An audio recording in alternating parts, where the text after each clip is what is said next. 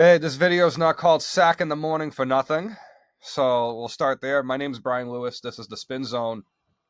The next reiteration, the next subject matter of this YouTube show we got here today is West Ham. Now, West Ham are a club that are interesting. So they have this big stadium, right? They had obviously when the London Olympics went there, they had this big stadium, and they keep continuing to have.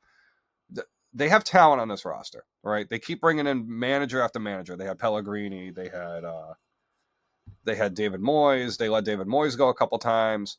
Just going through this roster, you see that there's like a talented group here. I mean, Fabianski is a longtime Premier League starter.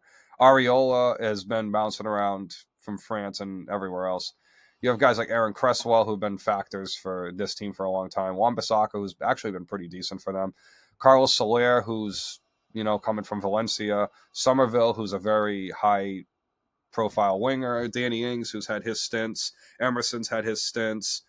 Rodriguez is decent. Jared Bowen's really good. Todibo was someone who was really highly acclaimed at one point. Mavropanos, same thing, because he was at Arsenal. Paqueta is someone, obviously, with the face in the band, but he's a really good player. Fulkrig, Kudus, Mikel Antonio, Thomas Suchek, Vincent Kufal. These are all good. I just basically named their whole roster. This is a talented team. This is a team that should be finishing in the top 9 in the Premier League every year. Like, this is a team. This is a good team. Maybe perhaps if they were a little better at the wing-back position, I agree with that. Maybe perhaps. And maybe if they had if they replaced Declan Rice with a more like-for-like, but they got Lucas Paqueta. Like, what more do you want? I think for everything that's going on defensively, it's just not working. And maybe the goaltending is a problem. But I don't think Areola and Fabianski are horrible. But maybe they need an improvement in goalie. And maybe this is the year that they have to go out and actually maybe get a goalie. Now, keep in mind, I don't know what the options are for goalkeeping right now. I know Gianluigi Donnarumma apparently is linked to Inter Milan from PSG, which, that's not my, not the content of this video. But really what's the content of this video here is what's West Ham going to do managerial-wise, because all of that is not going to be answered until the next question is answered. So who could be the next manager? Now, coming from, as I said in the previous video, and I teased it a little bit here, I've watched Porto, Benfica, and Sporting for a long time. Okay. I didn't really get into soccer until I was an adult, but still, you watch Benfica, you watch Porto, you watch Sporting. Porto was always scrappy. They played in the Champions League. They gave Manchester City fits. And if Sergio Conceição gets hired at West Ham, you're going to start seeing West Ham play a lot chippier. And this is going to look like, I don't think that's the higher West Ham want to go. I think this team's a little more finesse than, you have guys like Kudus, you have Antonio, you have Bowen. You want to get these guys to score goals. And that's why I would stay as far away from Max Allegri as possible if I'm West Ham. Now, you can't just hire a big name just to get a big name. I don't think that's the right idea. I think you need someone that's a little bit more of you need someone like a Nuno Espirito Santo, kind of someone that's going to actually force the issue, maybe put pace back and forth. Now, maybe not so much that, because there's a lot of counterattacking, and it's really, there's some elements of the counterattack. But I think for West Ham, they need someone that's going to actually score goals, right? Get someone to actually put their attackers in the best position to succeed. Now, Adon Terzic is someone that has been linked before with West Ham.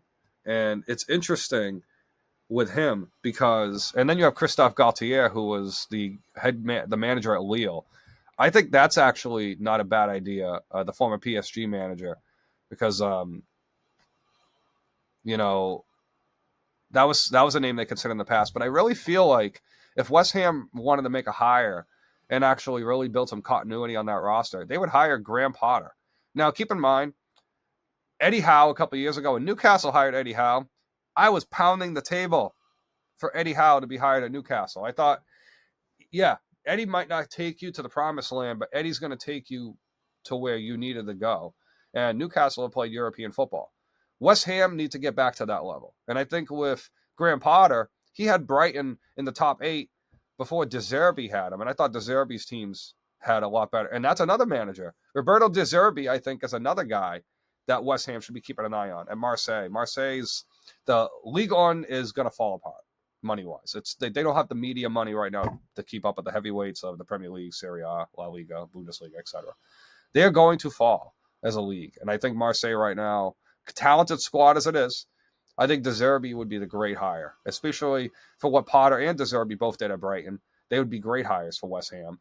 And they might be able to actually have some continuity with the talent that they had, because neither of them really did spend big money on the transfer portal, college football, the transfer market. And I think that's what West Ham are getting themselves in a little trouble. Now, Lucas Paqueta, fantastic. You got a lot of money for Declan Rice. That was fantastic. But I think now what the transition has to be for West Ham is how do they get themselves a goalkeeper? Are their defensive options the best they can do right now? Can they improve? Maybe it's someone like Gonzalo, maybe that one of the Demandi from Sporting could be an option for them if he's not getting, of course, recruited to Manchester United and PSG and all that. So I think West Ham have to also understand that maybe some of the bigger clubs might have players available to fill in some of the holes. Kep is doing a great job at Bournemouth. I mean, even though, for what it is, it's 5 million euros. That's a lot of money. But I think when you get a goalie that can steadily start for you every week, and I just think with Areola, he's bounced around a lot. He was decent at Fulham. But I think this is the point where Lopetegui's probably going to get fired for sticking with him. And again, I feel like for West Ham, this is a club that the last couple of years they've gone seesaw. They were in Europe. They're not in Europe. They're underachieving. They're not achieving. They fired David Moyes twice, as I said. It doesn't seem like the organization at the top understands how much of an advantage it is to play in London and have a club in London and getting to play at the London Stadium. And they have to sell out those seats. So I think, and based on the next couple of, and the next month's going to be a lot of games. So they got to hire someone quick. Now, Leicester City got Ruud Van Nistelrooy. That would have been another hire that West Ham could have made. So I think West Ham are probably kicking themselves a little bit for sticking with Lopetegui as long as they have, especially with the season that they've had. But you never know. I think sometimes they don't like firing anyone until they get the right coach. And I love Sergio Conceição. I don't think Sergio's the right guy. I don't think Max Allegri is anywhere close to the right guy. But let's see what West Ham does. Let's see if they actually fire Lopetegui. I want to see if they actually do it.